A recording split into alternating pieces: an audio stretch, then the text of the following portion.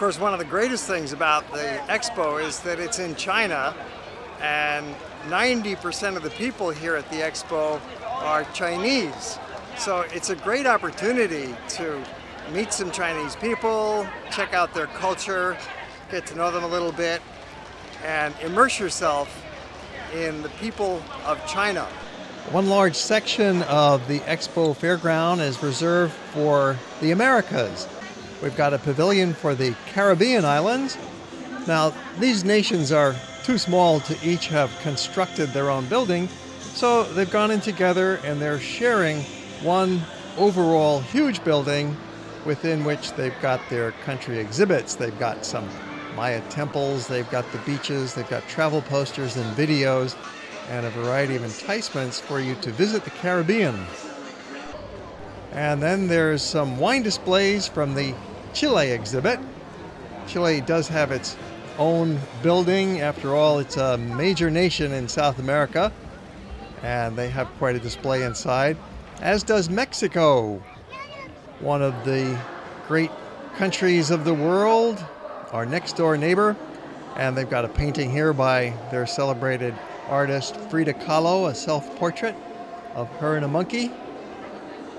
The Mexico Pavilion had a little gift shop, and it was not too hard to get in here. This is one of those medium demand type pavilions where you don't have a huge crowd outside, so it's a good place to go in the afternoon when some other pavilions are real crowded. You want to go to the crowded pavilions in the evening when they're less crowded and you can get in. This huge building for Central and South America is a great spot to go during the day because you don't have lines here at all. You can get in very easily. Just like the Caribbean Pavilion, it's one large building that the smaller countries are sharing together.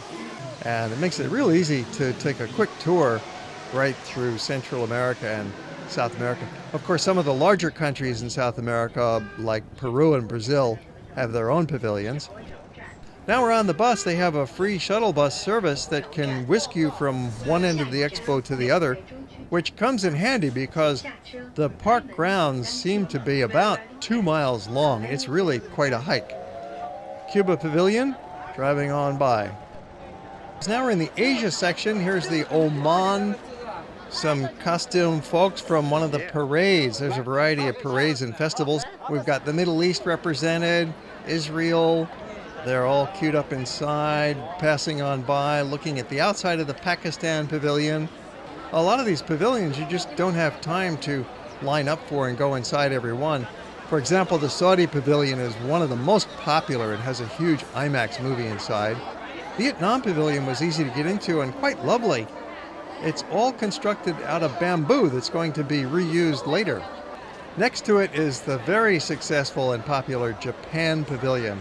This is perhaps number one at Expo, along with the China Pavilion and the Saudi Pavilion. For crowds, look at the lines here waiting to get into the Japan Pavilion. During the day, it's just too long a line. If you're lucky, if you come back at night just before it closes, you might get in. And for contrast, there's a peaceful Chinese garden as the sun sinks to end the day, but we keep going into the evening to further explore Expo at night.